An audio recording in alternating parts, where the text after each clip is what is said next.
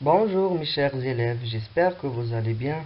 Dans le cadre de l'enseignement à distance, je vous propose une nouvelle leçon qui sera dédiée aux élèves de la sixième année.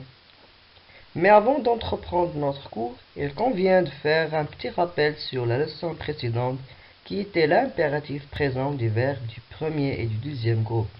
On s'est déjà dit que le premier groupe, il englobe tous les verbes qui se terminent par ER, sauf le verbe aller. C'est un verbe irrégulier, donc il appartient au troisième groupe.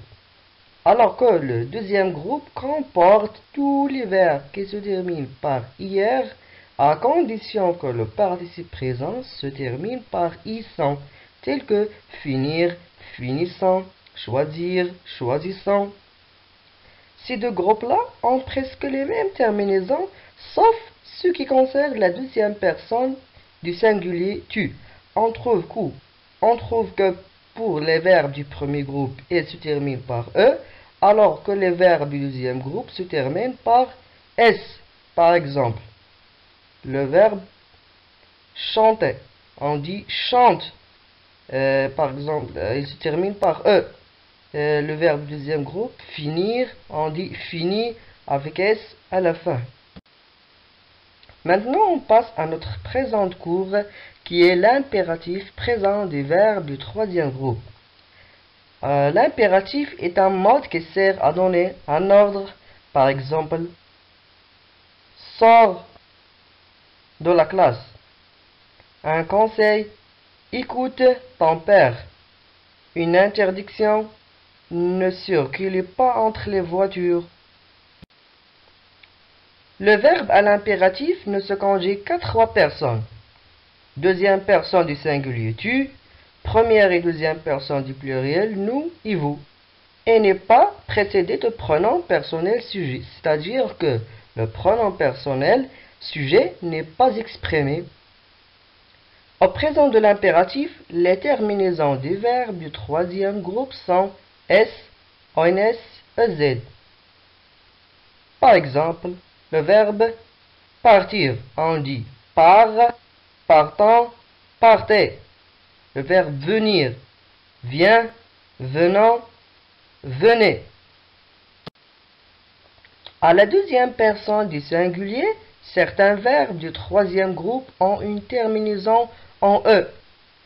Par exemple, le verbe offrir, cueillir, ouvrir, avoir, on dit offre-lui un vélo, ouvre la porte, n'aie pas peur, cueille cette fleur, etc.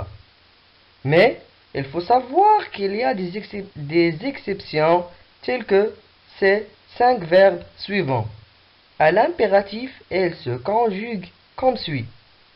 Pour le verbe être, on dit soit, soyant, soyez. Pour le verbe avoir, est, ayant, ayez. Le verbe aller, va, allant, allez. Le verbe savoir, sache, sachant, sachez. Et dernièrement, le verbe vouloir, on dit veuille, veuillant, veuillez. L'explication de cette leçon s'est terminée. On passe maintenant au premier exercice qui nous demande de souligner les verbes correctement conjugués à l'impératif présent. La première phrase, conduisant ou bien conduisant avec prudence quand il pleut. Deuxième phrase, prenez ou bien prenez la première rue à droite. Attends que l'agent nous donne le signal. La dernière phrase, sachant que le code de la route est fait pour notre sécurité. La deuxième application nous demande de conjuguer les verbes donnés au présent de l'impératif à la personne indiquée.